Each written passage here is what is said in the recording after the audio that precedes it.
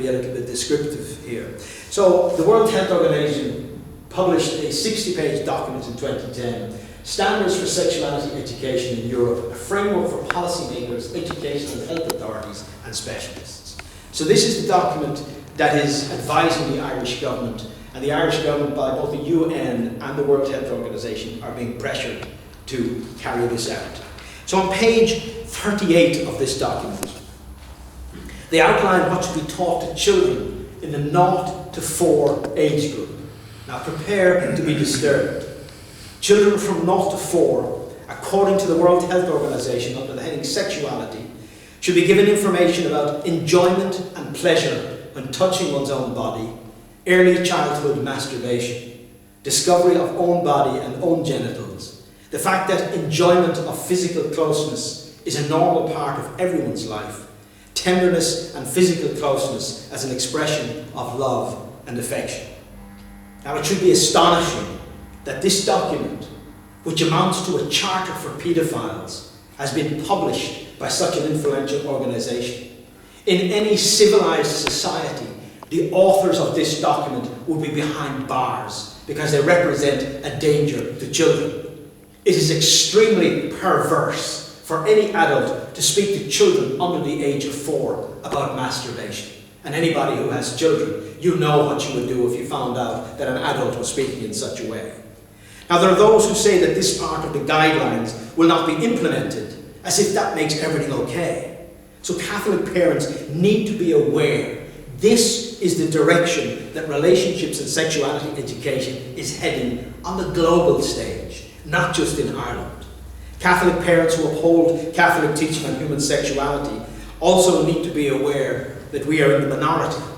A woman contacted me from down in the southeast, I can't remember, was it Wicklow or Wexford, and she was going to host a meeting and organise a meeting of parents in the school. And I said to her, you better be very, very careful, because if you host that meeting, the majority of the parents may vote against the Catholic position. They may say, we have no problem with RSE in the schools. Yes, teach my children that. I want my children to be prepared, because the propaganda has been going on for years. The NCCA just published its draft report on the RSE this month, which shows a majority across all sectors, parents, teachers, students, are in favour of what is termed holistic sex education. This is the term that has been developed by the World Health Organization and the International Planned Parenthood Federation. Now, I cannot tell you whether the information in the NCCA draft report is accurate. I don't know how they gleaned that information. But what I do know, and this is just the front cover of it, it's a 60-page document. If you look at this document here, you have Dr. Celine Keane, Professor Mark Morgan, and a Dr. Bernie Collins. Now, Professor Mark Morgan is in DIT in Dublin. On another project of his, he received over $1 million in funding from Atlantic Philanthropies of Chuck Feeney. That's an organisation that has been pushing abortion in Ireland for years. So this, what people need to understand, and that's why I gave you the thing about the truth and the father of lies. This NCC report, the conclusion is already started before they do the report. The purpose of these guys is to do this report and come to the predetermined conclusion. And one of the ways you know that they can do this is a review, a research paper on RSE in Ireland. Now, I was involved in the battle against RSE in Ireland back in 1999. And right across this is when it was first being introduced, right across Ireland, up and down the length and breadth of the country, there were protests against the introduction of RSE. It went so far that at a Catholic school in Kerry, St. Oliver's Primary School, they published a statement that was widely circulated saying that RSE was not compatible with a Catholic primary school. The authors of this research paper somehow missed out on that. They didn't hear of all the protests that were going on. It was on national television, it was on the radio, there was debates up and down. Myself and another group of people, we travelled all around. The other thing that people need to know about that in 1999, when I, as a Catholic parent, a father of 8 children, was fighting this thing. Actually, I didn't have 8 children at that stage, a little bit later, almost 8. Was that it was the Irish bishops who called for relationships and sexuality education in the schools back in 1984. It did not come from the government first, the Irish bishops called for it.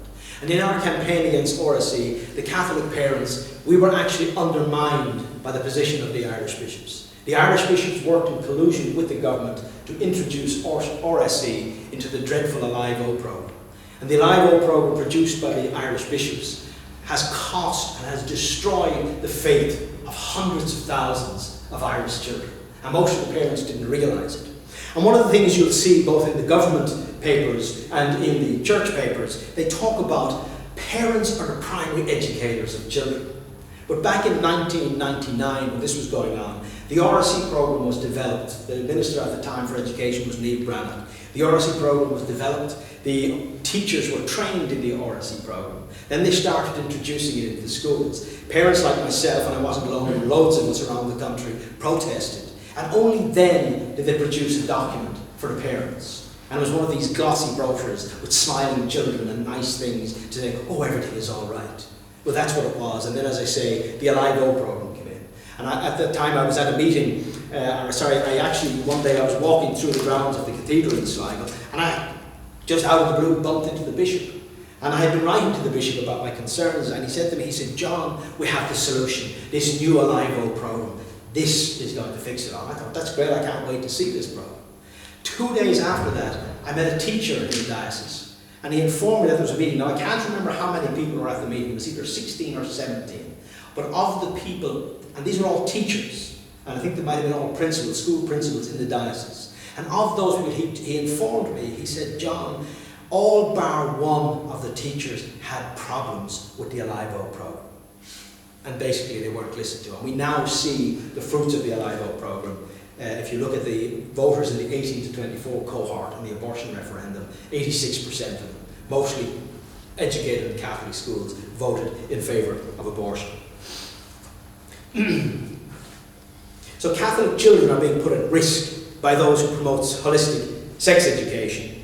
And the Irish bishops are not opposing sex education in Catholic schools. In their written submission to the NCCA, the Irish bishops say, none of the various issues listed by the minister should be avoided. All should be explored in RSE in an open, values-rich, student-centred and age and stage-appropriate way in line with the expressed wishes of parents. Now, I notice that the word Christ is not there, God is not there, Catholic is not there. So, all of these things should be explored. And the bishops fail to address the fact that it is quite probable that the wishes of most Catholic parents no longer conform to Catholic Church teaching on human sexuality. The bishops therefore have given a green light to the teaching of immoral sex education in Catholic schools, if this is what the majority of the parents want. Their submission fails to clearly state that the Catholic Church opposes all sexual activity outside of marriage, opposes all forms of contraception, opposes homosexual activity, and opposes classroom sex education. I found the frequent references to government documents in the bishop's submission to be almost fawning, and to me it seems to signify that government plans will not be opposed. One can read the whole of the bishop's submission and still not know what the Catholic Church teaches with regard to human sexuality and RSE. So that's the situation that we're in there. Yesterday, the Education Minister, he said, faith ethos cannot hinder sex ed classes. Education Minister says faith ethos can't hinder sex ed classes. Ethos cannot be allowed to interfere with the teaching of relationships and sexuality education in schools, Education Minister Joe McHugh has said. Speaking during a debate about a report on RSE published by the Oireachtas Education Committee, he said, even now, schools are obliged to teach all elements of the RSE curriculum. Minister McHugh told TDs, no element of RSE can be omitted on the grounds of school ethos or characteristic spirit. He accepted that RSE has to be age appropriate and involve discussions with parents about its content.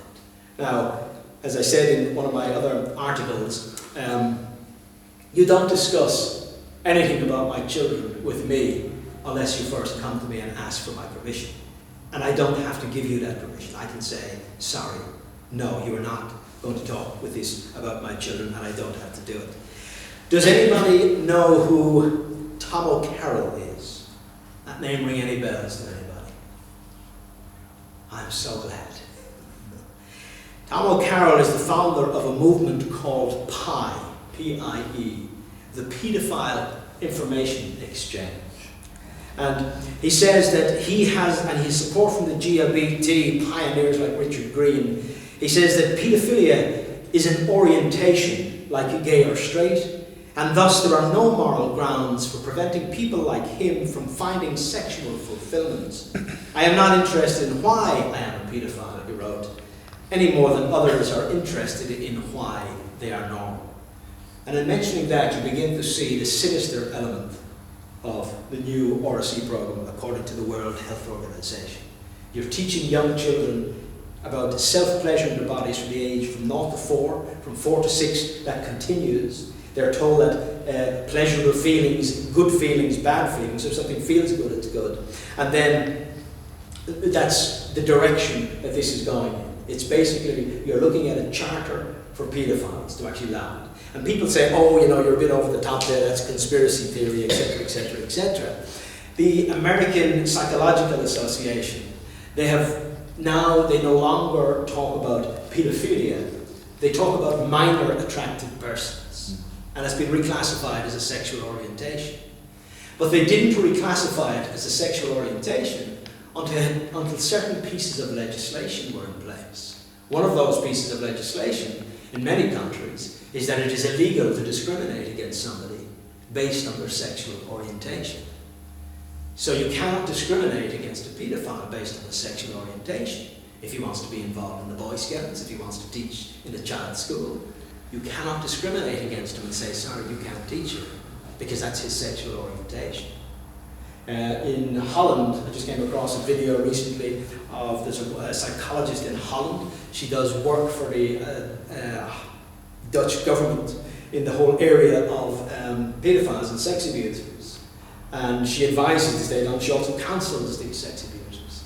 And she has basically stated in a public video that it is a sexual orientation. These people cannot help the way they are. So that's where this is moving. And as I say, when you see the World Health Organization, you see that. So where are we at now in Ireland? The current state is, there's a bill that's going through the Dáil called the Objective Sex Education Bill. And it's very, very interesting when you look at the language. They say that sex education must be factual and objective, but it must not be heteronormative. Well, any objective study of human sexuality will come to the conclusion that human sexuality is a heterosexual experience. The biological purpose of human sexuality is to beget children. 2 men cannot beget children. 2 women cannot beget children. A man and a woman beget children. And that's the purpose of our sexuality. If you look at the mechanics of human sexuality, you will see that what happens is designed, it has a purpose, and its purpose is to bring new life into the world. So from the very get-go, this new bill that's going to the Dáil is actually a lie. And again, you're back to who is the father of lies. So they're promoting something, they're saying that it has to be factual, and it's not factual.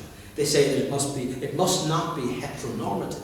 And the word heteronormative is a very interesting word. It doesn't really have any meaning, but it serves one purpose. And the main purpose is, if you have the word heteronormative, now you can introduce the word homonormative, because unless you talk about heteronormative, homonormative doesn't make any sense, because homosexual acts are not normal. And again, any objective study of this, any objective study from a biological point of view of the human body, we know which part of the human body deals with waste, and we know what it shouldn't be used for. My wife was having a discussion with an Amnesty supporter on the street here in Castlebar one time. She met him. This was around the time when the whole campaign for abortion was going on. And she was basically saying that to him, and he suddenly switched the topic over to the whole thing of same-sex marriage and all that sort of stuff. And she just said one simple thing to him. She said, we know what the different parts of the human body are for. And just one sentence left of that, and he didn't have any comeback, because he knows what the different parts of the human bodies are for, and we also know what they're not for. So, the Objective Sex Education Bill, it's at its 3rd stage in the Dáil. Now, what is the Objective Sex Education Bill? A guy called Paul Murphy of People Before Profit Ruth Coppinger was involved in this. There's one other name which I can't recall just at the moment. They introduced this bill back in 2018. Now the way bills go through the Dáil is they go through first stage, second stage, third stage, they're passed over to the Seanad, they come back to the Dáil, and then they're passed either with or without a vote. If there's no opposition, the bill can pass without a vote. When the bill was first introduced, the Fine Gael government said they will not oppose the bill. So many people are actually amazed that this bill has actually got to third stage, and that's where it's at the moment. Just recently there was a discussion on this, and the Fianna Fáil party absented themselves from the recent discussion on it. So it could actually pass without a vote. And it basically says that ethos cannot be a barrier to teaching relationships and sexuality education, that a school can have an ethos anywhere and everywhere it wants, except in the subject matter of relationships and sex education. And we know, there's not many people saying that murder should be decriminalised. So in the area where the church and the state are at variance, it is generally in the whole area of human sexuality, marriage and divorce. With regards to what we can do, the NCCA are open for submissions until Friday the 25th of October, that's 2 weeks from now. So I would encourage all of you to make submissions, not just to the NCCA, make a submission to your TD.